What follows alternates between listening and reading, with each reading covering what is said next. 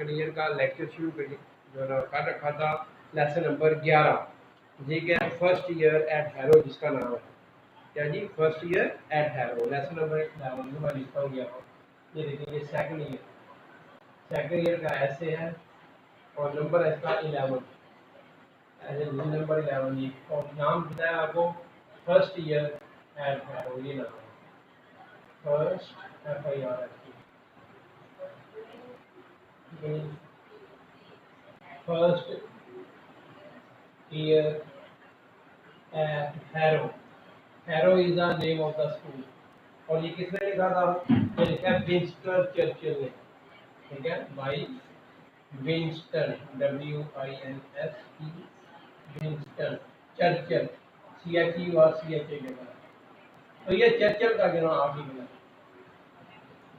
ठीक है। और ये आपको बताया कौन सा आपका, ये लेसन नंबर 11 है, बुक 2 है, ठीक है, बुक लेसन नंबर 11, और ये बुक 2 जो है उसका पार्ट 2 है, बुक 2 पार्ट 2, क्योंकि बुक 2 का पार्ट 1 पहले शुरू किया था, अब बुक का पार्ट 2 है, इसका एक ऐसे यानी इसके ऊपर जो ना वो एक काम के ऊपर हमने आपको लेक्चर दिया था, इसका इंट्रोडक्शन भी तफसील से डिस्कस कर लिया है, और इसकी जो ना वो एक पेज हमने ये तकरीबन पढ़ लिया था, 2 पैराग्राफ नेक्स्ट शुरू करेंगे। तो इसका तरीकाकार भी होता है, ठीक है, जिसका आपको पता है कि हमने जो ना वो जो आपके ये सिनोनिम्स है बेटा जी, वो आपको बताया था, यहाँ आप लाइन लगाएंगे, यहाँ आप सिनोनिम्स लिखते जाएंगे, और यहाँ जो है वो ईडियम्स, ये आपके बोर्ड में जो ईडियम्स आते हैं, इस वक्त ईडियम नहीं पढ़ रहे, हम टेक्स्ट पढ़ेंगे, लेकिन उसके साथ साथ जो फ्रेजल वर्ब आएंगे ईडियम्स आते हैं, या कोई ग्रामर का पोर्शन आता है GRAMMAR, जो ग्रामर का पोर्शन आता है उसको यहाँ पे हमने हाईलाइट कर दिया, ताकि ये जो है वो इधर आप लिखते हैं। आपको मैंने सजेस्ट किया था बुक का जो लास्ट पेज है, आपकी बुक का लास्ट पेज, उसके बाद 2 या 3 सफ़े लगा लें, उसके ऊपर ये ग्रामर का काम करते हैं।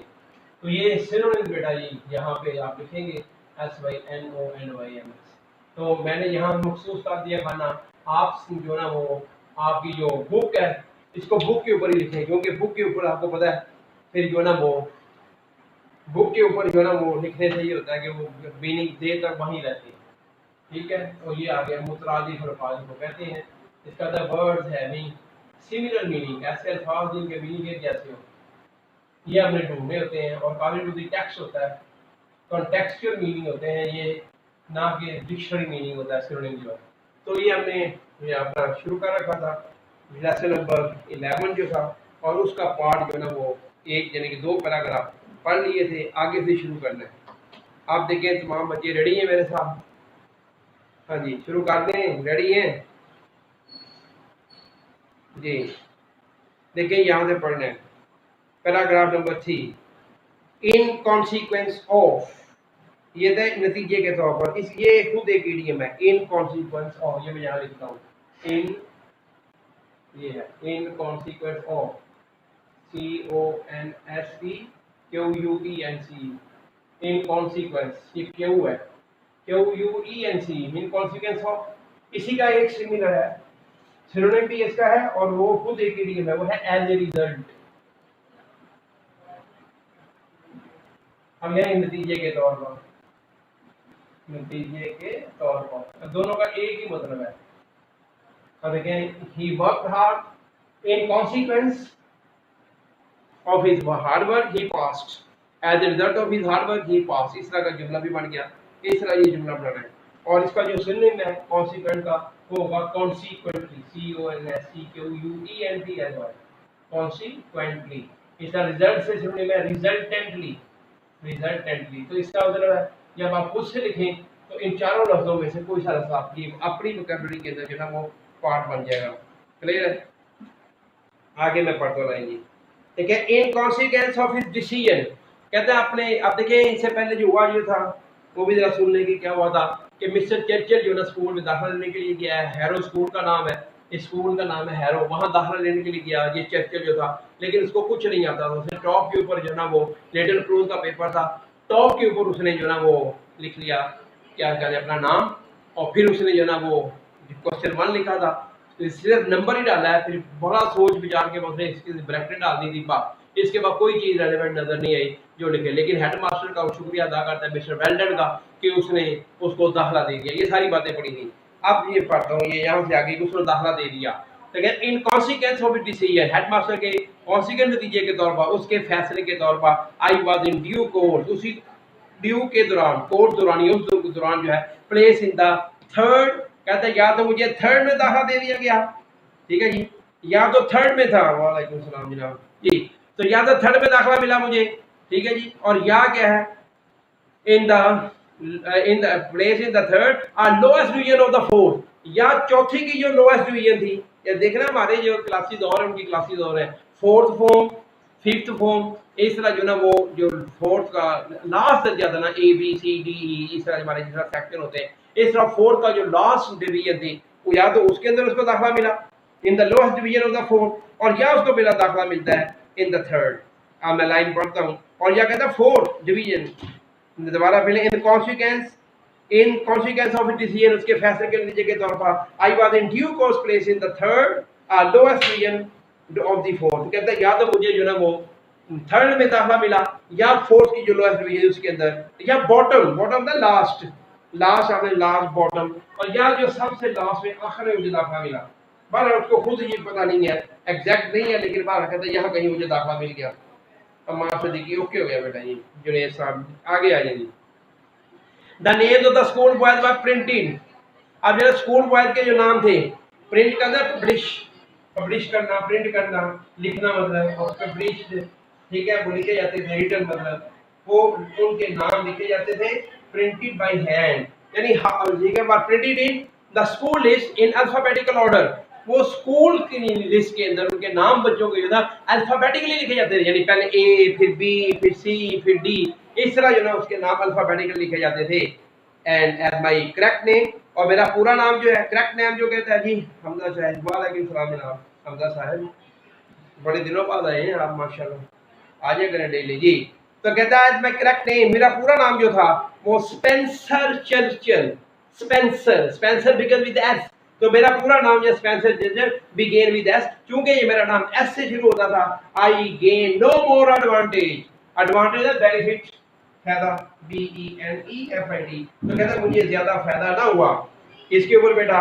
आई gain no more from the alphabet, इन अल्फाबेट से मुझे ज्यादा फायदा ना हुआ, then from the wider range of sphere of letter, sphere circle, यानी ये जो सर्कल का ये ना circle C R C L E, तो ये ना स्फीयर ऑफ लेटर, यानी देखिए ना लेटर जो है A B C D E F G H, ये इस तरह एंड में जाके इसका स्फीयर, यानी स्फीयर के मुताबिक चले, सर्कल का वो चले, तो S comes at the end of the sphere, इस स्फीयर के सर्कल में तकरीबन जो कि एंड पे आता है, इसलिए कहता है I get no more advantage, मुझे ज्यादातर जो ना फायदा ना उसका अल्फाबेटिकल ऑर्डर से ज्यादा फायदा ना उसका। अब मैं पूरी लाइन पढ़ देता हूँ, एक दफा रिपीट कर देता हूँ। कहते हैं the name of the school were printed in the school is in alphabetical order, alphabetically order A B C D की तरतीब के साथ, हरूफ तहज्जी की जो तरतीब है उसके साथ जो ना वो नाम लिखे जाते थे बच्चों के। एंड माय करेक्ट नेम, मेरा पूरा नाम जो सही नाम जो था और क्या था, Spencer Churchill began with S, Spencer means S, तो जो कि मेरा नाम एस से शुरू होता था। I get no more advantage from the alphabet then from the wider sphere of letter, तो मुझे जो वाइडर स्फीयर ऑफ लेटर था, यानी ज्यादा जो, यानी कि ये जो कहीं जाके एंड में आता है सर्कल में, अगर देखा जाए एस अल्फाबेटिकल के स्फीयर में देखा जाए तो एस एंड में आता है, इसलिए मुझे ज्यादा फायदा ना हुआ। आई वाज इनफैक्ट दर हकीकत, कहता है I was in fact only 2 from the bottom भी आता है लास्ट, कहता है देखा जाए तो मैं लास्ट में सबसे, यानी 2 दर्जे ऊपर था, इसका मतलब मेरे से नीचे सिर्फ 2 बॉयज थे। तो आई वाज इनफैक्ट ओनली 2, यानी 2 दर्जे ऊपर from the bottom of the whole school, यानी the boys of the whole school जो थे whose names were printed in alphabetical order, उनमें जाकर एस जो के एंड में आता था। अब इसके नाम के बाद देयर वर ओनली 2 बॉयज, इसके नाम के पास 2 लड़के थे, क्लियर है। एंड दीज टू, उनको भी कहता है दीज टू, ये 2 जो थे, आई रिग्रेट टू से, रिग्रेट सॉरी, मुझे अफसोस है, इंतहाई अफसोस की बात है कि अफसोस से ये कहता हूँ वो 2 जो थे, ठीक है, आई रिग्रेट टू से डिसअपीयर्ड, ये मतलब लेफ्ट द स्कूल, वो स्कूल को छोड़ गए, डिसअपीयर वैसे वैनिश होता है, गैप होना, तो वो यानी वैनिश हो जाते हैं, गैप हो जाते हैं, स्कूल को छोड़ के चले जाते हैं। वो दो भी स्कूल को छोड़ के चले जाते हैं। डिसअपीयर ऑलमोस्ट इमीडिएटली, इमीडिएटली के लिए एक इडियम बड़ा मशहूर है, एट वंस इडियम है, इसका मतलब है फौरन, जैसे इमीडिएटली फौरन है। अब देखें, he was sitting silent, at once he stood up and started dancing। he was sitting silent, full stop, आराम से बैठा हुआ था, at once फौरन he stood up, खड़ा हुआ, and started dancing, और उसने रक्स करना शुरू कर दिया, इस तरह। तो ये जो ना वो फिर देखें बात ये चल रही थी कि मैं पढ़ता हूँ बेटा, आई वाज इन फैक्ट, दर हकीकत जो था, कहता है only two from the bottom of the whole school, तमाम स्कूल की जो लिस्ट है उसमें मैं बॉटम में था, एंड में था, क्लियर है। एंड दीज टू, और ये दो जो भी थे, आई रिग्रेट टू से, बड़ी अफसोस की बात जिससे ये कहना पड़ता है, डिसअपीयर्ड ऑलमोस्ट इमीडिएटली, और ये भी तकरीबन फौरन ही, इमीडिएटली फौरन ही चले जाते हैं स्कूल लिस्ट से, थ्रू इलनेस, थ्रू के लिए, या तो इलनेस की वजह से, बीमारी की वजह से, और सम अदर कॉज रीजन होता है, सबब होता है, या तो बीमारी की वजह से या कोई और रीजन थी, इस वजह से वो सारे जो है स्कूल को छोड़ के चले जाते हैं। और he was the last boy, और आखिरकार ये लास्ट वन था। यहाँ एक और ग्रामर का पॉइंट देख लें कि ये जो होल है, इससे पहले भी डिस्कस किया, होल है तमाम, और ऑल भी होता है तमाम, होल भी होता है तमाम, ऑल भी होता है सारा। अब ये होल जो ना, वो हम जो दा लगाते हैं, या आपको करेक्शन में देंगे रिपीटेड जुमला इम्तिहान का, होल से पहले दा होता है और आल के बाद दा होता है। आल के बाद दा होता है, होल से पहले दा होता है। जैसे the whole class, the whole, जैसे द होल स्कूल यहाँ पे है, the whole school, the whole class, the whole group. देखिए, लेकिन अगर आल लगाएंगे, all the group, all the class, all the school, तो आल के बाद दा होता है, होल से पहले दा होता है। क्लियर है? अब मैं लाइन पढ़ता हूँ दोबारा। ये तो कहता है, दोबारा मैं लाइन पढ़ता हूँ बेटा, ये I was in fact only two from the bottom of the whole school, तमाम स्कूल के में जो फ्रिज थी उसके अंदर मैं फ्रॉम द लास्ट में, आखिर में सबसे लास्ट में आगे दो बच्चे वो भी चले गए, और from the bottom of the last of the whole school, and these two, और ये दो जो ये दो बच्चे, आई रिग्रेट टू से, आई एम सॉरी टू से, disappeared almost immediately through illness or some other cause, या तो बीमारी की वजह से या किसी वजह और वजह से ये भी स्कूल छोड़ के चले जाते हैं। इससे बेटा ये पहला मुकम्मल हुआ। इसके अंदर कोई प्रॉब्लम है तो देख लें, आपका मैं कमेंट पढ़ लेता हूँ। ये अब्दा शाह अस्सलाम वालेकुम सलाम, और इसके बाद ये मार्क्स, ये सदीकी था, जुनैद सदीकी था, वालेकुम सलाम। अब मैं इसको जरा रिपीट कर रहा हूँ, आप इसको पेन को रख के जरा मेरे साथ देखें, इसको रिपीट करते वक्त, जब रिपीट करते हैं तो फास्ट रीडिंग होती है, जरा तेजी से पढ़ना है। तो in consequence of his decision, headmaster के फैसले के नतीजे के तौर पर, आई वाज इन ड्यू कोर्स, इस दौरान जो है प्लेस इन द थर्ड और the lowest division of the fourth of the bottom. तो कहता है या तो मुझे थर्ड की जो थर्ड क्लास में रखा गया, या lowest division of the fourth उसके अंदर रखा गया, और या बॉटम लास्ट में रखा गया, दाखिला दिया गया। The name of the school was printed in the school list in alphabetical order, और क्या स्कूल के नाम बच्चों के अल्फाबेटिकली हरूफ तहजी की तरतीब से लिखे जाते थे। और as my correct name Spencer Churchill began with S, क्योंकि मेरा सही नाम जो था स्पेंसर एस से शुरू होता है, तो I gain no more advantage, तो मुझे ज्यादा फायदा ना हो सका फ्रॉम द अल्फाबेट, इन अल्फाबेट से, then from the wider sphere of letter, यानी अल्फाबेट का जो वाइडर स्फीयर ऑफ लेटर था ना, रेंज ऑफ लेटर जो थी, एंड एस कहीं जाके एंड पे आता है, मुझे भी खातर खास से फायदा ना हो सका। I was in fact only two from the bottom of the whole school, बल्कि पूरे स्कूल की जो ना वो बॉटम जो है लास्ट है, उसमें से मैं लास्ट में था।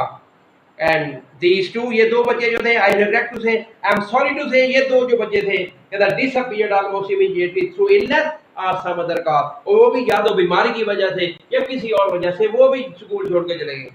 अब ये ओके हो गया, ये जुनैद साहब ने कह दिया ओके, ओके है जी, आगे चलते हैं जनाब।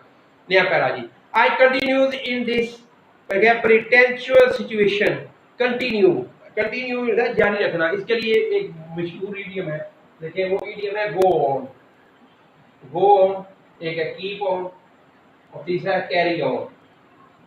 इन सब का एक ही मतलब है, ठीक है जी। क्या मतलब है? जारी रखना। अब देखिए ना, आप जुमला बनाए इसका, go on working hard, keep on working hard, carry on working hard, तो ये इसके सेंटेंस बन गए। ये किताबों में भी बार बार आते हैं, इम्तिहानों में भी बार बार आते हैं। किताब आप बुक रीडिंग करेंगे तो बार बार ये लफ्ज आएंगे, carry on, go on, keep on. जारी रखना। क्लियर है जी। तो कहते हैं I continue this pretentious situation, unpretentious, ये बड़ी दफा आएगा लफ्ज़ इस्तेमाल में, इसको निशान लगा लें, रट्टा भी लगा लें, याद भी कर लें। सिंपल होता है, सिंपल हम्बल। तो इस जो है ना वो सिंपल हम्बल किस्म की सिचुएशन के अंदर कहता है आई कंटिन्यूड, मैंने अपना जो है ना वो पढ़ाई जारी रखी। यानी lowest division of the four, या थर्ड के अंदर दाखिला मिला या बॉटम में दाखिला मिला, लास्ट बच्चे जो है ना वो भी छोड़ छोड़ के चले गए। लास्ट स्कूल की जो फरिश्ते के अंदर मैं लास्ट में था, लेकिन इस प्रिटेंशियस सिचुएशन के अंदर, सिंपल सिचुएशन के अंदर, अनप्रिटेंशियस सिचुएशन के अंदर, सिंपल सिचुएशन के अंदर कहता है आई नियरली कितना, नियरली फॉर अ ईयर, एक साल इसी तरह गुजरता गया। दोबारा भी सुने, I continued in this unpretentious situation for nearly a year, तकरीबन एक साल तक कहता है मैं इसी जो ना अनप्रिटेंशियस सिचुएशन में रहा। हाउएवर हम bye being so long in the lowest term, तो लोएस्ट फॉर्म कहते हैं क्योंकि मैं लोएस्ट फॉर्म में काफी देर से था, इसलिए आई गेन एन इमेंस एडवांटेज। इसको अंडरलाइन कर लें कि ये कई सवालों का जवाब है कि वो उसको फायदा था या नुकसान था।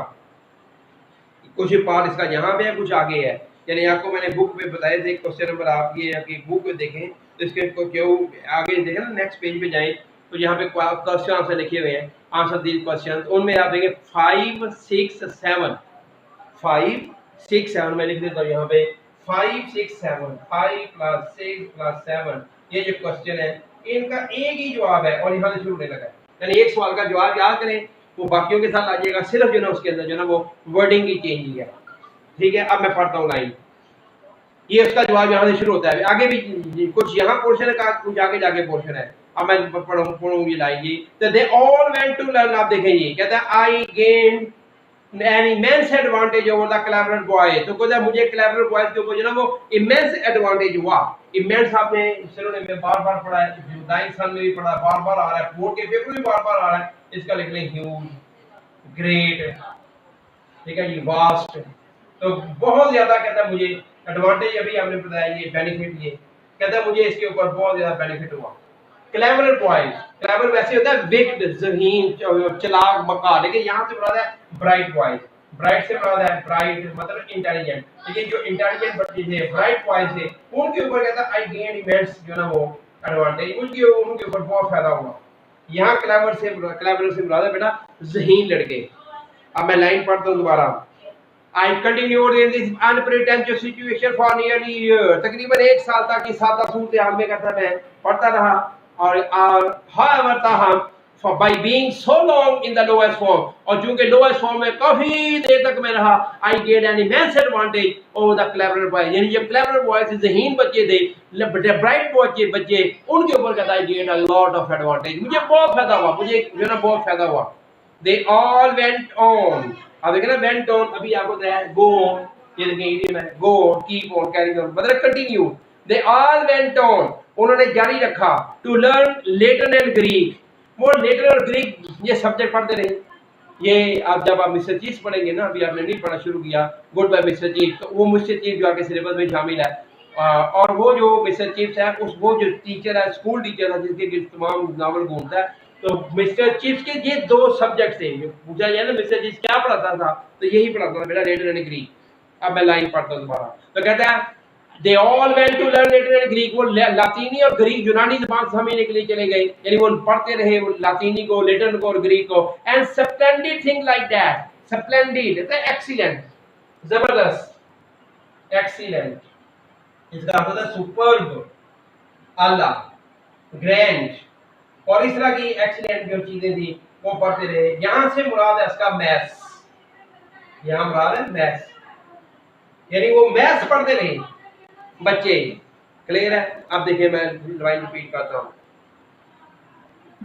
दे वेंट ऑन, वो सारे बच्चे जो थे, फरदीन, हेलो सर, हाँ जी आगे फरदीन भाई साहब, ओके जी, और जी ओके जी। अब मैं लाइन पढ़ता हूँ बेटा, देखें कहते they all went to learn Latin and Greek, वो लेटर एंड ग्रीक जब समझने चले गए तमाम बच्चे या पढ़ते रहे। And splendid thing like that, और इस तरह की चीजें यानी मैथ एक्सीलेंट था, जो यानी कि बड़ा मुश्किल चीजें होती थी, जैसे हमारे साइंस के बच्चे जो हैं वो जो साइंस पढ़ते हैं वो बच्चे से सफर किए जाते हैं जो ब्राइट होते हैं, इंटेलिजेंट होते हैं, और जो डल होते हैं वो उनको हम आर्ट्स पढ़ाते हैं। इस तरह जो है कहता है वो जो ज़हीन बच्चे थे लिटरेचर ग्रीक पढ़ते गए and splendid thing like that, और इस तरह के सब्जेक्ट यानी मैथ पढ़ते गए। But I was taught English. आपको पता है कई सवालों का जवाब है he was taught only English, कहता मुझे सिर्फ इंग्लिश पढ़ाई गई। And we were considered, that समझना, कंसीडर रिगार्ड से रिगार्डेड, और कहते हैं हमें जो है वो कंसीडर करना रिगार्ड करना, ये मैं रब कर दूंगी भाई वर considered ji,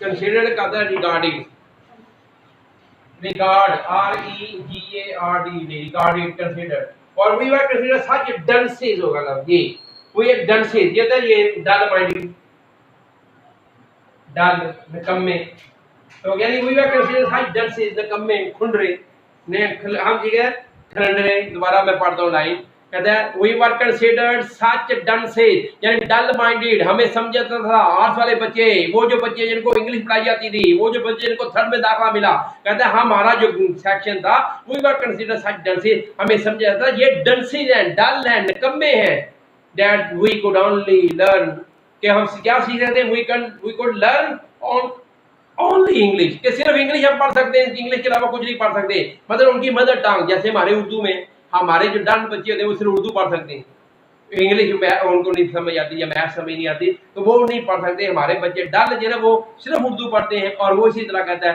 they could only learn English, मतलब कि उनकी मदर टंग पढ़ सकते थे। यहाँ तक क्लियर है?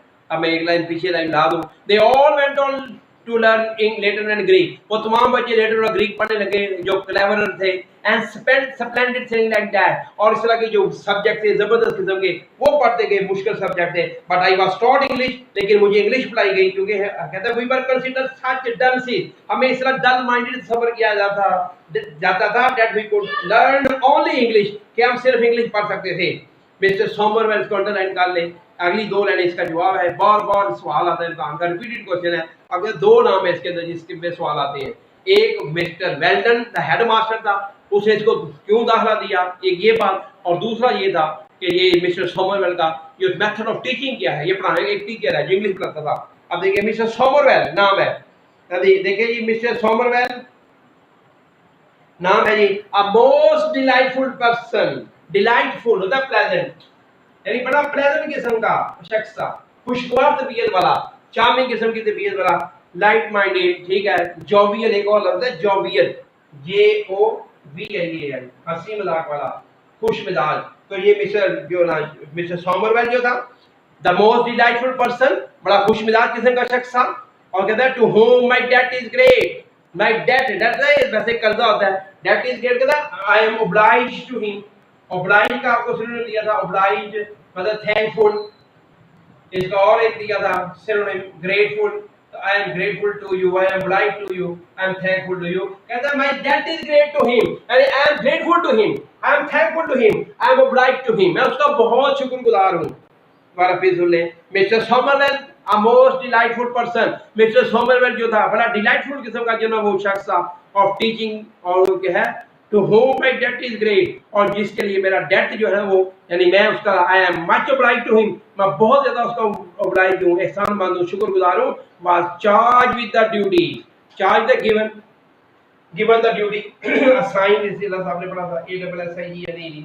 असाइंड जिसका आंसर गिवन था, वो आपने जो बॉयज फेल कॉलेज में पढ़ा था, the boy was able to do the work assigned वाला था, असाइंड का आंसर था गिवन, बोर्ड में बार बार आया गिवन। तो आप देखें, अब मैं लाइन पढ़ता हूं कि was charged with the duty, यानी given the duty of teaching the stupidest boy, अब stupid होता है डल, तो ये डल का डलेस्ट, stupidest boy, आमक होता है ना फुलिश, ठीक है, द मोस्ट फुलिश बॉय, तो ये जो फुलिश से बच्चे थे, स्टूपिडेस्ट बच्चे थे, स्टूपिडेस्ट बॉय, डलेस्ट बॉय, उनको पढ़ाने का जो ना काम मिस्टर सोमरवेल को दिया गया। क्लियर है जी? मैं आप दोबारा मिस्टर सोमरवेल से दोबारा सुन ले, आप देखिए mister Somervell a most delightful person, mister Somervell जो कि एक इंतहाई जो ना वो प्लेजेंट जनाब शख्स था, जॉवियल हशात बशात किस्म का शख्स था, और ठीक है was charged with the duty of teaching the stupidest boy the most undisregarded thing, disregard that to be hated, यानी उसको काम दिया गया कि वो जो काबिल डिसरिगार्ड, रिगार्ड का अपोजिट है डिसरिगार्ड, तो most disregard is to be hated, काबिल नफरत जिसको कोई पसंद नहीं करता, कोई मुंह नहीं लगाता, टू बी हेटेड। तो disregard thing to be hated, काबिल नफरत चीज पढ़ाना उसको दिया गया कि ये काम इसको दें जो कोई नहीं पढ़ता। मिस्टर थॉमर ने पढ़ाएगा और वो काम क्या था बेटा, नेमली जिसका नाम था to write mere English, mere mere the only the just, यानी ओनली इंग्लिश, जस्ट इंग्लिश, सिर्फ इंग्लिश पढ़ाना बच्चों को सिखाया जाए कि इंग्लिश किस तरह लिखनी है, इंग्लिश पढ़नी किस तरह है। To write English, that was the most that to be hated disregarded thing. इस ये कोई नहीं पढ़ना चाहता था, डिसरिगार्डेड थिंग होती थी कि इंग्लिश पढ़ना और ये पढ़ाना, इंग्लिश लिखना, ये इंग्लिश लिखने का काम मिस्टर सोमरवेल को दिया गया। लाइन दोबारा सुन ले, मैं रिपीट कर रहा हूँ ताकि ये ठीक है। रिस्पेक्ट मतलब कि मैं उसकी रिस्पेक्ट करता हूँ, इसलिए तो उसका हाईली ओब्लाइज्ड हूँ, उसका ममनून हूँ, एहसानमंद हूँ, थैंकफुल हूँ। रिस्पेक्ट ओके है। आगे आइए बेटा, मैं लाइन पढ़ रहा हूँ जी। देखिए, mister Somervell a most desireful man, mister Somervell जो कि था जो ना वो प्रेजेंट लुकिंग मैन था, to whom my debt is great, यानी my respect is great, my honour is great, और ये ना I am greatly thankful to him, I am highly obliged to him. और फिर कहता है was charged with the duty of teaching the stupidest boy the most disregarded thing, namely to write mere English। और वो जो उसको charge दिया गया, ड्यूटी दी गई कि जो स्टूपिडेस्ट बॉय है, डलेस्ट बॉय है, इनको पढ़ाया जाए वो काम जो कोई पसंद नहीं करता, मतलब राइट इंग्लिश, इंग्लिश लिखना, ये इसको काम दिया गया। और फिर आगे देखें, he knew, वो जानता था हाउ टू डू इट, और उसको ये काम करना आता था। यहाँ भी एक ग्रामर का पॉइंट आ गया, नो। अब देखिए ना, ये हम लिखते हैं जी आई नो स्विमिंग, ये गलत है, WMI swimming, swimming is a good exercise, इस तरह तो ये आई नो स्विमिंग नहीं होता, तो ये आई नो हाउ टू होता है, how to swim, I know swimming की बजाय I know how to swimming, कि किस तरह जो स्विम करना है, तैरना किस तरह, ये how to, how to write, how to dance. I know driving गलत है, I know how to drive, ये हाउ टू होता है। जैसे यहाँ पे देखें, ये जो बच्चे हैं ना, क्या उसको कहते हैं, MD कैट के बच्चे, जरा गौर से सुने, MD कैट के बच्चे जिनका एंट्री टेस्ट होता है उनमें करेक्शन आती है, ठीक है, करेक्शन दो पोर्शन होते हैं, एक होता है स्पॉट द एरर और एक होता है करेक्शन, गलत जुमलों को ठीक करने वाला।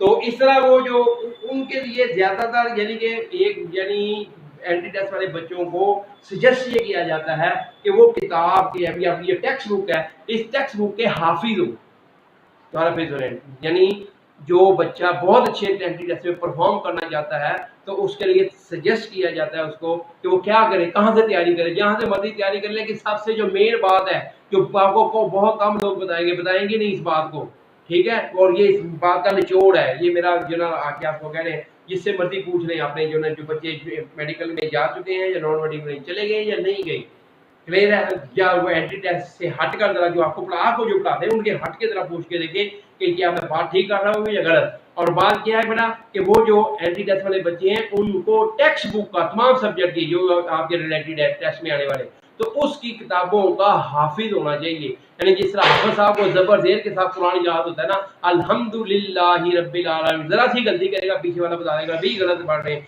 इस तरह का उनको जो है ना टेक्स्ट बुक का होना चाहिए। मतलब टेक्स्ट बुक बड़े ध्यान से एक एक लफ्ज को पढ़ना चाहिए, इसमें से ही बड़ा पेपर निकालते हैं वो एंटी टेस्ट वाला भी, इसलिए इसको अच्छी तरह देखो। अब मैं लाइन पढ़ रहा हूँ बेटा, ये ठीक है, हमारी रीडिंग भी फास्ट चल सकती है, जिस तरह बाकी लोग कर रहे हैं, एक दिन में चैप्टर खत्म कर रहे हैं, एक दिन में दो भी कर रहे हैं, एक दिन में एक तो मसला ही कोई नहीं उनके लिए, तो इस तरह करके हम भी बड़ी तेजी से आगे जा सकते हैं। लेकिन आप वो जो सारा पोर्शन है ना ग्रामर का सारा, वो सब बिल्कुल जीरो है, वो जीरो ही आ जाएगा। जैसे किसी का भी मैं किसी को नहीं कर रहा, लेकिन जब आप फास्ट रीडिंग करेंगे, तेज से जाएंगे, किस बुक को निगलेक्ट करेंगे, तो फिर बहुत कुछ जो ना, रीडिंग तो फास्ट हो जाएगी, चैप्टर तो आपका एक दिन में मुकम्मल हो जाएगा, लेकिन उसके लिए आपको you will have to suffer a lot, suffer आपको करना पड़ेगा। मैं लाइन पढ़ता हूँ दोबारा बताइए। आप देखें ये लाइन था, ही न्यू, वो जानता था हाउ टू डू इट, ये हाउ टू होता है, तो हाउ टू डू इट ये काम उसने किस तरह करना था, ये मिस्टर सोमरवेल को अच्छी तरह याद था। अब ये ही टॉट इट, बल्कि वो कहता है, देखिए रिस्पेक्ट उसकी इस तरह करता है, ही टॉट इट, उसने हमें इस तरह इंग्लिश पढ़ाई as no one else has ever taught it, कि कोई और एल्स, कोई और कभी भी हमेशा, यानी किसी ने कभी हमेशा ऐसा पढ़ाया ही नहीं था जिस तरह उसने पढ़ाया। जिस तरह उसने पढ़ाया है उस तरह का कोई और नहीं पढ़ा सकता। ये कहता है उसका काम था मिस्टर सोमरवेल का।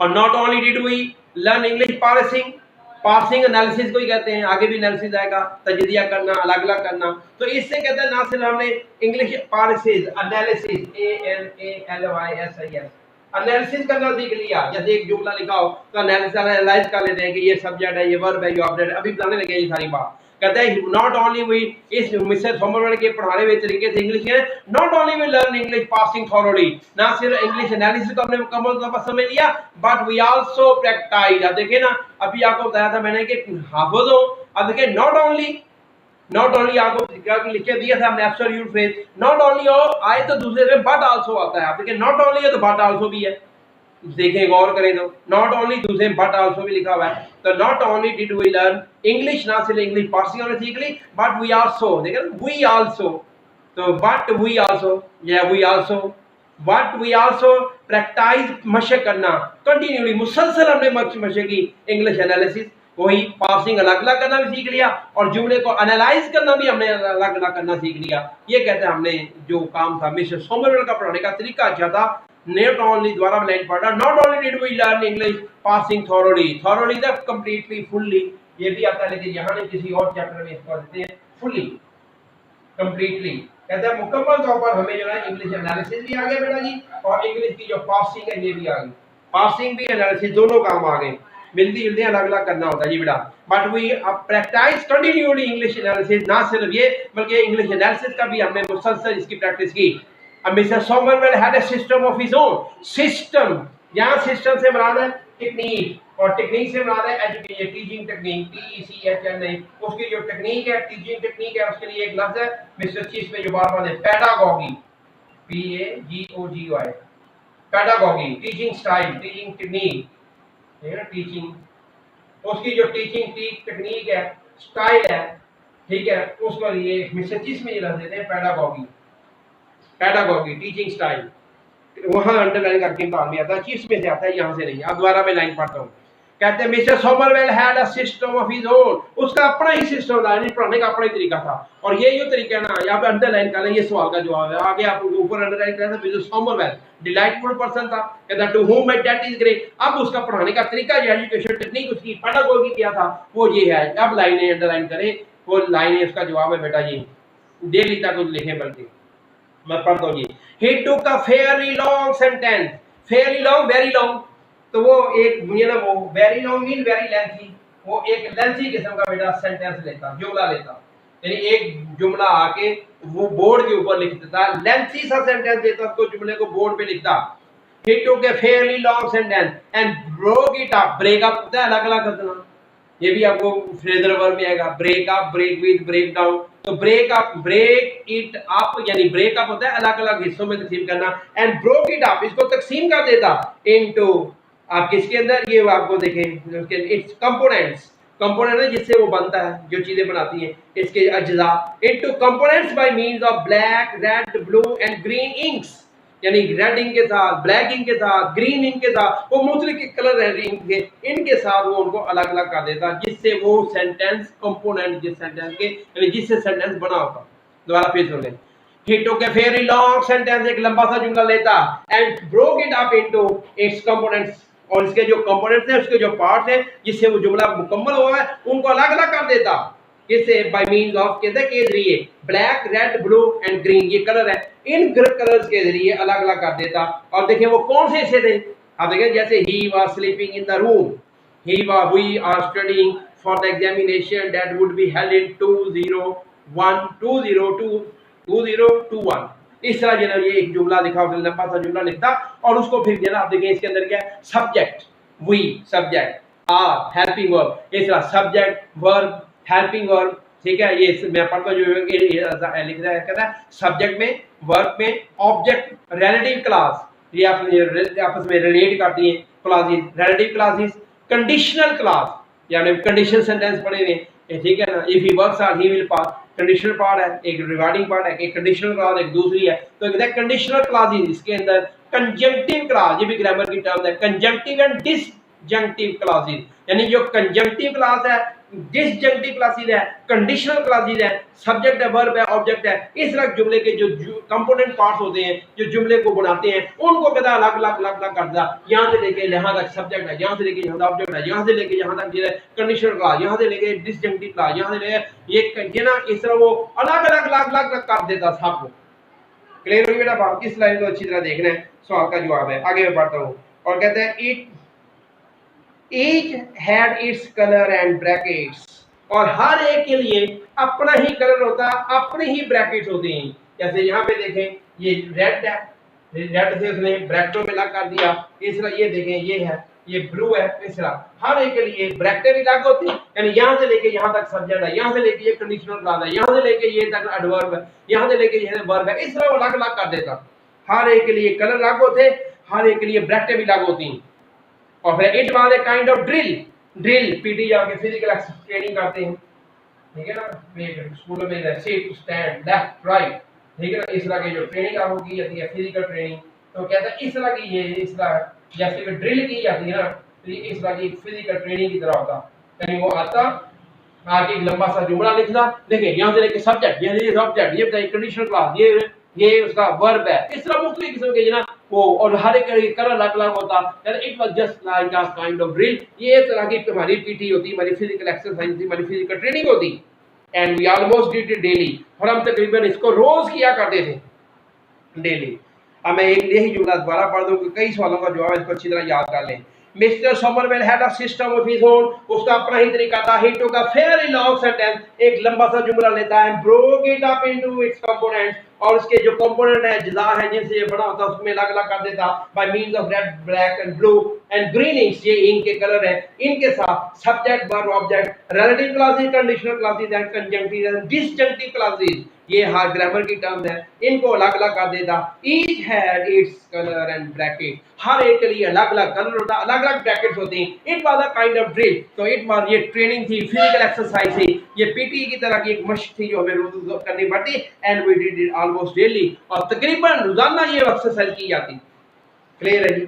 नेक्स्ट लाइन देखिए ना, as I remained in the third, देखना थर्ड में एडमिशन हुआ था या थर्ड या fourth, lowest division of the fourth. अब कहता है मैं चूंकि थर्ड में था, I remained in the third 3 times as long anyone else, यानी मेरे अलावा कोई और नहीं था जो इसमें 3 दफा रहा हो। बच्चे एक साथ ड्रिल करके नेक्स्ट प्रमोट हो जाते थे, फिर ड्रिल की आए बच्चे ने ड्रिल की, नेक्स्ट ईयर प्रमोट हो गए। और मुझ पे कहता अल्लाह का खास फजल ये हुआ, करम ये हुआ कि मैं 3 साल यही ड्रिल करता रहा। इससे अंदाजा लगा ले, मतलब 3 साल उसी क्लास में रहा, नहीं प्रमोट हो सका, ठीक है। और कहते हैं मुझे कितना फायदा हुआ, देखो कि मैं प्रमोट नहीं हो सका जी।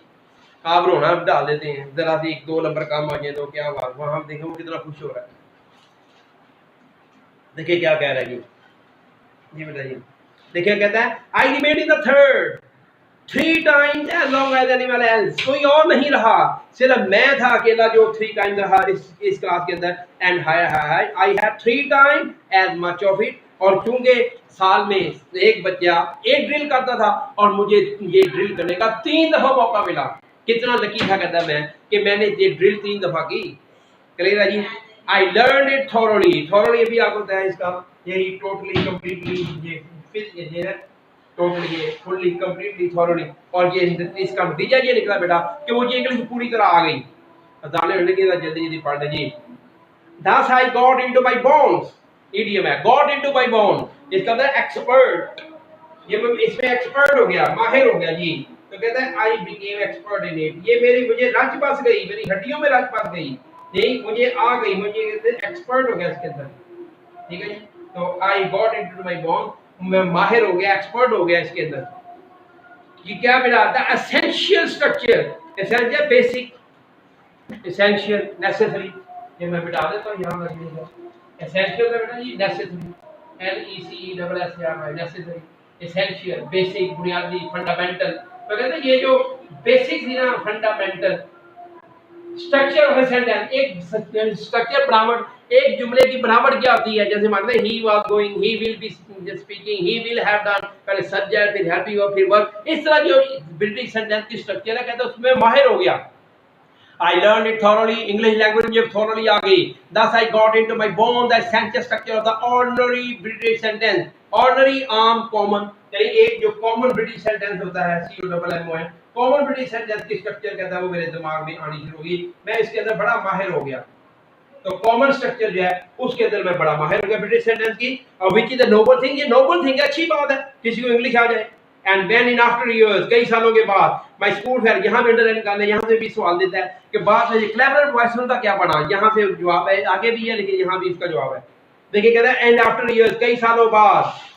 ठीक है जी. और इन आफ्टर ईयर, कई सालों के बाद, माय क्लास फेलोज, मेरे वो क्लास फेलो जो थे, स्कूल फेलोज, मतलब स्कूल फेलो जो साला पास हाथ पढ़ा करते थे, who had won prizes and distinction, जिन्होंने प्राइजेस इनामात जीते थे. डिस्टिंक्शन नुमाया पोजीशन, यानी डिस्टिंक्शन नुमाया रिमार्केबल किस्म की जो ना वो पोजीशन, डिस्टिंक्शन रिमार्केबल, यानी कोई फर्स्ट आया, कोई सेकंड आया, कोई थर्ड आया. तो इस तरह जो रिमार्केबल पोजीशन जो लेते थे बच्चे, जिन्होंने प्राइजेस इनामात जीते थे, रिमार्केबल जबरदस्त किस्म के पोजीशन होल्डर जो बचे थे, कहते हैं for writing such beautiful literary poetry, जिन्होंने जबरदस्त किस्म की ना लिटरेरी लातीनी ज़बान में शायरी लिखते थे. ठीक है. और दूसरा लफ्ज है pithy Greek epigram. Pithy the short but comprehensive, मुख्तसर मगर जामिया, शॉर्ट बट कॉम्प्रिहेंसिव. और एपिग्राम है प्रोवर्ब्स को कहते हैं, ज़रबुल मिसल प्रोवर्ब. तो वो बच्चे जो थे जो शॉर्ट किस्म के, कॉम्प्रिहेंसिव किस्म के प्रोवर्ब लिखा करते थे ग्रीक के अंदर, ठीक है ना, उनकी बात की जा रही है. दोबारा फिर सुन लें. And my class fellow who had won prizes and distinction for writing beautiful literary poetry, बड़ी जबरदस्त किस्म की लातीनी शायरी लिखते थे. एंड पिथी ग्रीक एपिग्राम, और जो पिथी जबरदस्त शॉर्ट बट कॉम्प्रिहेंसिव किस्म की एपिग्राम लिखा करते थे. ये अजान नहीं शुरू की बेटा, अजान सुनने फिर अजान के साथ आते हैं. अल्लाह अकबर, अल्लाह अकबर. कमेंट पढ़ लो जी.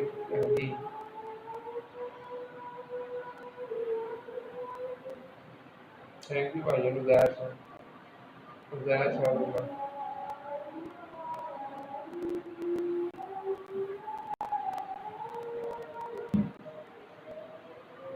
अशहदु अल्ला इलाहा इल्लल्लाह.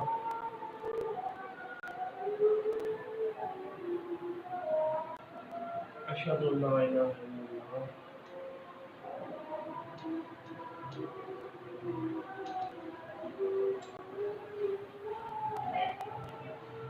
अशहदु अन्ना मुहम्मदुर रसूलुल्लाह.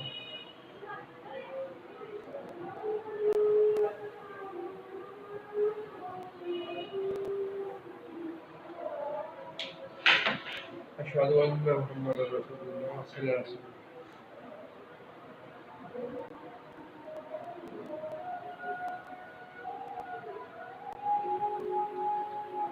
ला हौला वला कुव्वता इल्ला बिल्लाह.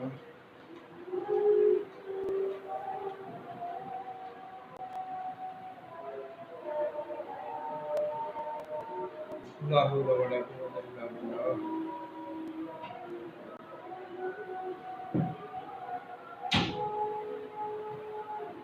ला हौला वला कुव्वता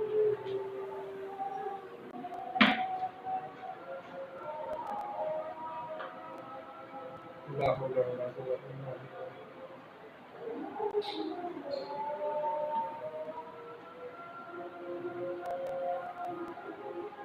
अल्लाहु अकबर, अल्लाहु अकबर.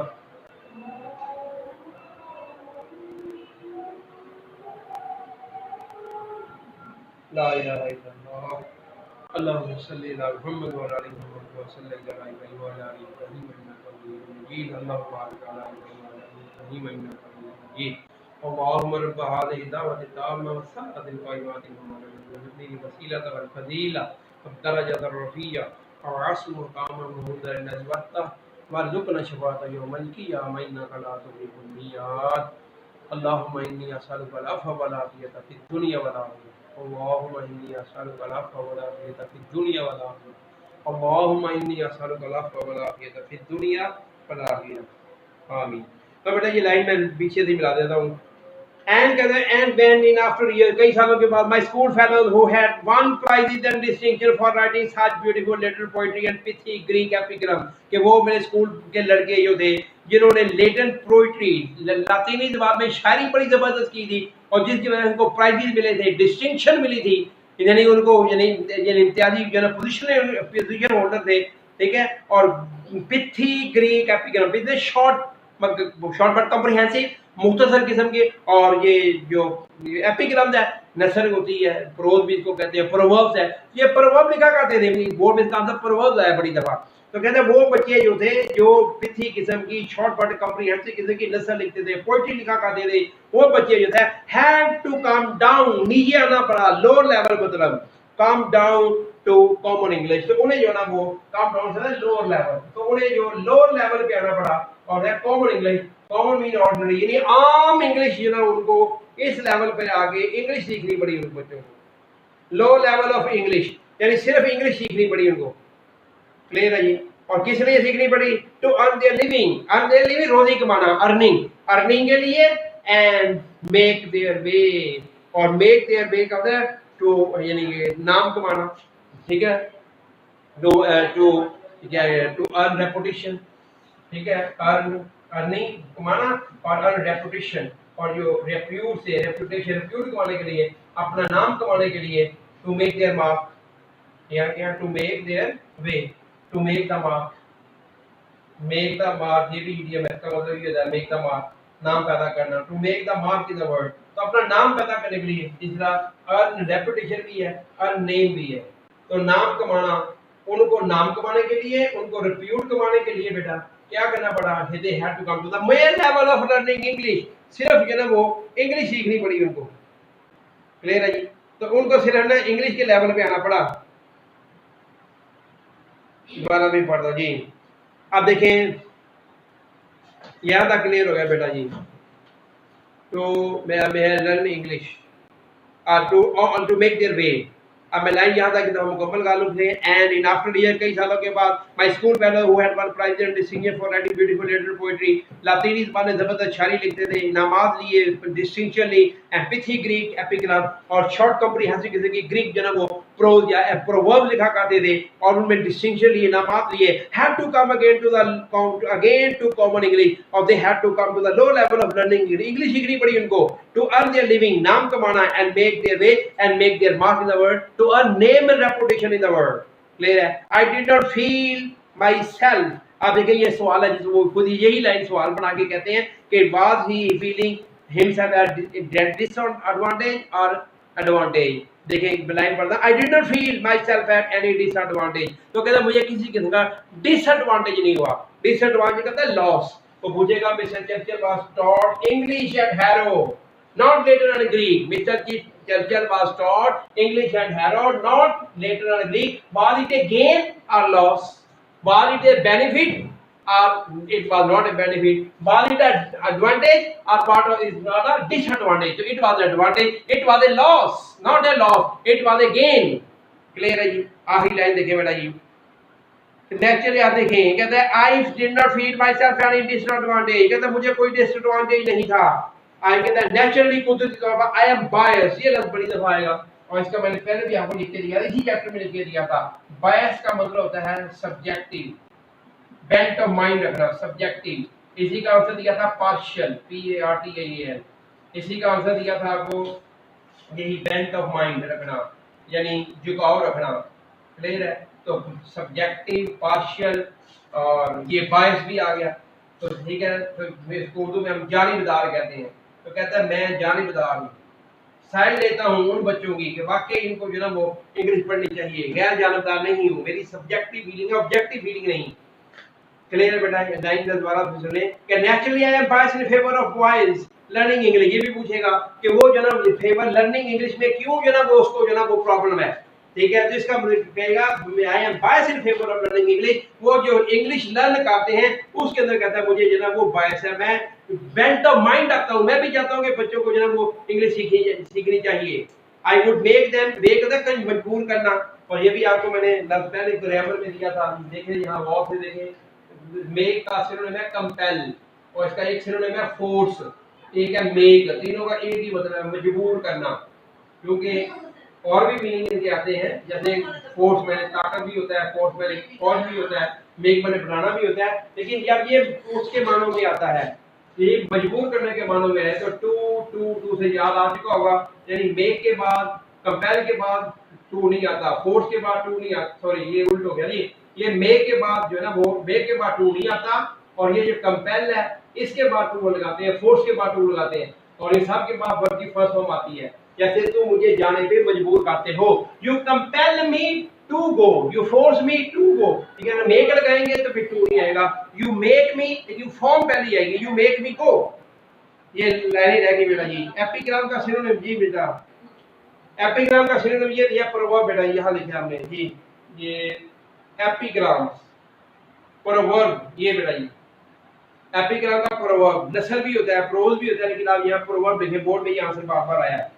अब देखिए, अब कहता है ये भी लाइनें आखिरी लाइनें अंडरलाइन कर ले, ये भी बार बार रिपीटेड क्वेश्चन है कि मैं उसको, जो बच्चे इंग्लिश नहीं या बायस जो फीलिंग है मिस्टर चर्चिल के इंग्लिश के बारे में, वो क्या है, या उन बच्चों को क्या चाहता है जो करना चाहता है जो इंग्लिश नहीं सीखते। अब देखें ये आखिरी लाइन कर ले, कहता है I would make them all learn English, तमाम बच्चों को कहता है मैं मजबूर करूंगा, फोर्स करूंगा वो इंग्लिश सीखें, एंड और फिर जो था then I would not let the clever one, और फिर I would let the clever ones, जो clever है, ज़हीन है, bright boy है, उनको let दे, ज़्यादा देना allow, और जो clever बच्चे हैं, जो ज़हीन बच्चे हैं, उनको कहता मैं allow करूंगा, ये ना allow, A double L O W, allow होता है ज़्यादा देना, और permit होता है बेटा ज़्यादा देना, और let होता है ज़्यादा देना। तो मैं इनको इजाज़त दूंगा clever one को, ज़हीन बच्चों को क्या करने की, to learn later as an honor, honour उनकी रिस्पेक्ट की जाती है, ऑनर रिस्पेक्ट, उनको रिस्पेक्ट करेंगे, उनको फेवर करेंगे, उनको बुराई करेंगे, ठीक है, कि उनकी ये इज्जत की जाती है कि वो इंग्लिश लर्न करें, वो लेटर पढ़ें, लतीनी पढ़ें, and Greek as a treat, और ग्रीक को पढ़े एज ए ट्रीट, ट्रीट जो होती है आपको क्या दावत, जैसा मतलब एंजॉयमेंट, वो उसमें एंजॉयमेंट के तौर पे लेके आएंगे, यानी वहां पे जो लेटर है उसको पढ़े एज एन ऑनर, यानी इतने ज़हीन है उनकी ऑनर की जाती है कि लीडर की क्लास में उनको बैठाया जाए, और जो इतने ज़हीन है ग्रीक में की क्लास के अंदर उनको जो ना as a treat for enjoyment उनको रखा जाए। But the only thing I would whip them, whip भी है बड़ी दफा कार में, इसका मतलब पनिश, सजा देना, ऐसे छांटे मारना, कोड़े मारना होता है, विप ये ना चाबक मारना होता है घोड़े को, कोचवान जो है इस तरह वो चाबक होता है, वो छांटा जिसे कहते हैं, वो छांटा चाबक मारता है जिससे वो घोड़े को तेज चलाते हैं जी। तो कहते हैं आई would whip them, learn English, do not know English, अगर अंग्रेजी नहीं पढ़ेंगे तो मैं उनको मारूंगा। और फिर अगली बात करता है and I would whip them hard for that, और इसके लिए आराम आराम से नहीं मारूंगा, आई वुड देम हार्ड, इस जोर जोर से कहते हैं उनको मारूंगा, आई would whip them hard. Clear बेटा जी, इस तरह ये मुकम्मल हो गया। और कोई कमेंट हो तो कहना, किसी को ना समझ आए पूछ ले, मैं आखिरी पैरे को जिस तरह पता है रूटीन है एक दफा रिपीट कर देता था। रेपिटेशन में फास्ट रीडिंग होती है, कोई लफ्ज रह जाए तो वो भी क्लियर हो जाता है, ज्यादा दो तीन या क्योंकि लंबा पहला है ज्यादा 3 या 4 मिनट लगे मैक्सिमम। मैं लाइन पढ़ता हूं, I continued in this unpretentious situation for nearly year, तो तकरीबन 1 साल तक मैं सीधी सादी सूरत में रहा, हाउएवर ताहम by being so long in the lowest term, क्योंकि लोएस्ट फॉर्म के अंदर बारी काफी देर से रहा, I get an immense advantage of the clever boy, तो मुझे ज़हीन बच्चों के ऊपर कहता है बहुत सा जो ना वो ज़हीन बच्चों पे मुझे बहुत ज्यादा जो ना वो एडवांटेज हुआ। दे all went on learning English Latin and Greek and splendid thing like that, वो तमाम बच्चे जो थे लेटिन और ग्रीक जो थे, लतीनी और यूनानी ज़बानें, और स्प्लेंडेड मैथ जबरदस्त किस्म की यानी मैथ इस तरह पढ़ने चले गए। But I was taught English, लेकिन मुझे सिर्फ अंग्रेजी पढ़ाई गई। We were considered such dunce, हम सब लोग जो थे जिस मेरे सेक्शन वाला जिसमें मुझे रखा गया, हमको समझा जाता था कि हम इतने डल माइंडेड हैं, निकम्मे कुंद-ज़ेहन हैं, that we could learn only English, कैसे सिर्फ अंग्रेजी सीख सकते हैं। मिस्टर सोमरवेल, आपको दैट टीचर का नाम है, अ मोस्ट डिटाइफुल मैन, ये बड़ा जबरदस्त किस्म का एक प्लेजेंट लुकिंग मैन था। To whom my debt is great, यानी my debt, my honour, my respect, my I am grateful to him, obliged to him, मैं उसका बहुत शुक्रगुजार हूं मिस्टर जो है ना वो, यानी कि उसका जी मिस्टर जो है सोमरवेल का। तो कहता है माय डेट इज ग्रेट, मैं इंतहाई मशकूर उस बंदे का। और देखिए क्या कहता है मिस्टर सोमरवेल जो था, जो डिलाइटफुल पर्सन जो था बेटा जी, और देखिए क्या कह रहा है जी, ठीक है, was charged with the duty of teaching the stupidest boy the most disregarded thing, may namely to write mere English, और उसको सबसे नापसंदीदा काम था, यानी mere English, only English लिखने का काम दिया गया, वो भी stupidest boy को। He knew, वो जानता था how to do it, ये काम किस तरह करना है इसको अच्छी तरह आता था। He taught it as no one else has ever taught, इस तरह पढ़ाया कोई और नहीं पढ़ा सकता था। Not only did we learn English parsing thoroughly, इससे ना सिर्फ इंग्लिश पार्सिंग में एनालिसिस करना अलग अलग करना आ गया, but we also practice continually English analysis। आपके एनालिसिस तकरीबन मिलते जुलते रहते हैं, तो इंग्लिश का तजरिया करना अलग अलग करना भी मुकम्मल तौर पर सीख लिया। Mister Somervell had a system of his own। Mister Somervell का अपना ही pedagogy टीचिंग स्टाइल था, अपना ही सिस्टम था। Clear है? He took a very long sentence and broke it up into its component parts by means of red, black, blue and green inks। और वो कहता है वो एक बड़े सा जुमला लेता और उस जुमले के जो कंपोनेंट पार्ट है जिससे जुमला बना तो उसको ग्रीन इंक के कलर आप बताएं इन कलर से अलग कर देता। Subject, verb, object, relative clauses, conditional clauses, conjunctive and disjunctive clauses, यानी ये जो ग्रामर की टर्म है इनको अलग अलग कर देता। मुख्तलिफ कलर की इंक के था। And each had its colour, हर एक का अपना ही कलर होता। एंड इट्स ब्रैकेट, हर एक के लिए कलर भी अलग, ब्रैकेट भी अलग। It was a kind of drill, और ये एक तरह की ड्रिल होती, यानी it was a kind of drill, ये एक तरह की बेटा ड्रिल की तरह, मशक की तरह, फिजिकल एक्सरसाइज की ट्रेनिंग होती, पीटी होती। We did it almost daily, ज्यादा ये काम किया करते थे। As I remained in the three times as long as animal as, कहते मुझे पहले करो मैं 3 दफा उस क्लास में रहा, बाकी सारे बच्चे एक साथ रहते थे, मैं 3 साल रहा। I had 3 times as much of it, तो मुझे 3 दफा ये ड्रिल करने का ज्यादा इत्तेफाक हुआ। आई लर्नड इट थॉरोली, और नतीजा क्या निकला? मुकम्मल तौर पर मुझे इंग्लिश आ गई। I got into my bones, और ये मेरी हड्डियों में रच बस गई। The essential structure of the ordinary British sentence, जो आम ब्रिटिश सेंटेंस था उसकी जो स्ट्रक्चर होती है ये वो मेरे हड्डियों में रच बस गई, मैं उसमें माहिर हो गया। Which is a noble thing, और ये बड़ी अच्छी बात है। And when in after years my school fellows who had won prizes and distinction in writing such beautiful letter poetry and pithy Greek epigram had to come again to common English, ठीक है, to earn their living and to make their way। तो अब कहता है मेरे वो school fellows जिन्होंने कोई लेटर पोइट्री लतीनी शायरी लिखी और पिथी शॉर्ट कॉम्प्रिहेंसिव किस्म की उन्होंने एपिग्राम प्रोवर्ब, और वो प्रोवर्ब लिखते रहे और उसके लिए उन्होंने डिस्टिंक्शन भी लिए, इनामात जीते। उनको अगेन एक दफा फिर जो लो लेवल पे आके अंग्रेजी सीखना पड़ी। क्लियर है जी? अपनी रोजी रोटी कमाने के लिए और नाम कमाने के लिए। I did not feel myself at any disadvantage, और कहता मुझे कोई डिसएडवांटेज नहीं था जब मैंने महसूस किया कि मुझे कोई नुकसान हुआ, कभी नहीं ऐसा सोचा। नेचुरली कुदरत तौर I am biased in favour of boys learning, मेरी कहता है मैं जो बच्चे लर्न करते हैं इंग्लिश में उसके लिए बायस हूं। बायस का मतलब बेंट ऑफ माइंड रखना, सब्जेक्टिवली रखना, पार्शियल हूं, मैं वाकई चाहता हूं बच्चों को इंग्लिश सीखना चाहिए। And I would make them all learn English, और मैं तमाम बच्चों को मजबूर करूंगा कि वो अंग्रेजी पढ़ें। And I would let the clever ones learn later as an honor and Greek as a treat, और जो ज़हीन बच्चे हैं उनकी ऑनर की जाती है, इतने ज़हीन है कि वो लेटर की क्लास में है, और जो जितने यानी कि वो ज़हीन है कि ग्रीक की क्लास के अंदर एंजॉयमेंट के तौर पर है। But the only thing I would with them for not knowing is not knowing English, और एक चीज जिसके लिए मैं उनको सजा दूंगा वो ये है कि अंग्रेजी नहीं पढ़ते। I would whip them hard for it, और इसके लिए मैं उनको मारूंगा और जोर जोर से मारूंगा। यहाँ तक बेटा बात खत्म होगी। चलिए आपका कमेंट हो तो मैं देख लो, ओके करें तो आगे मुकम्मल करें, कल इंशाल्लाह दोबारा आएंगे। ठीक है जी, wish you best of luck, अल्लाह हाफिज। कमेंट कोई नहीं है, क्लियर है जी, सब पिक्चर क्लियर।